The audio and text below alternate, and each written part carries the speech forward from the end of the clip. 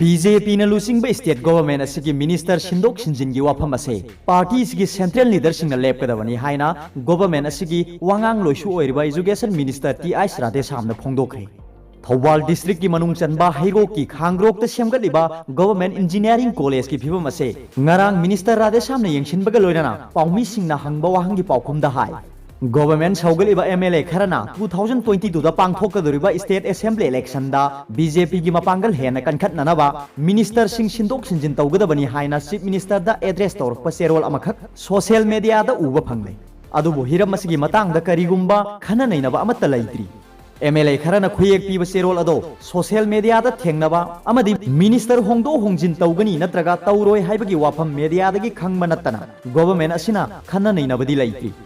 boat लेबलिब खुदिंग कानिंग मंगाक्तनी अदुना team Moina थबक तौबनी BJP दी philosophy नी ideology नी अदुना philosophy दा अमदी ideology दा कायरकलबदी boat कारोइद्रा हाइबगी Aqib लैरंबसु याय मिनिस्टर ओइरगा बोट कागनी हाइबसिदी ओइद्रबसु काबे याय फम पाइरगा त ममिंग चटपनत्ति पाइद्रबसु चटपे याय हाइकी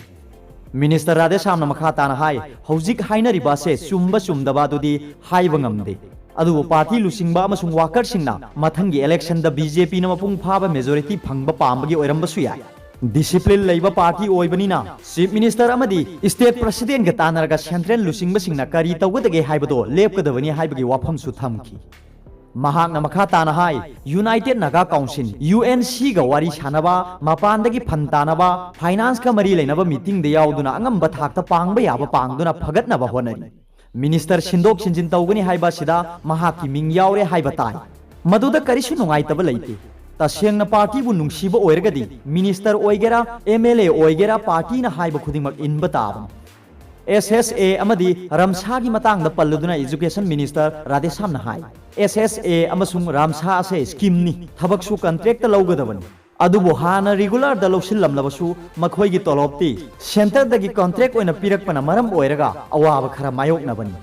अथुबदा एसएसए अमसुंग रामसागी ओजा सिंगी तलब पिथोकनबो वा खनर ओजा सिंगी अवारपा यंगसिंद्रगा स्कूल फगतहनबा यारो मरम अदुना तोलोप चांग नायरवा ट्रांसफर पोस्टिंग अमदी प्रमोशन फजना तौरबा मतमदता स्कूल फगतकदौरिबनी हाइनसु महाकना मखा ताखी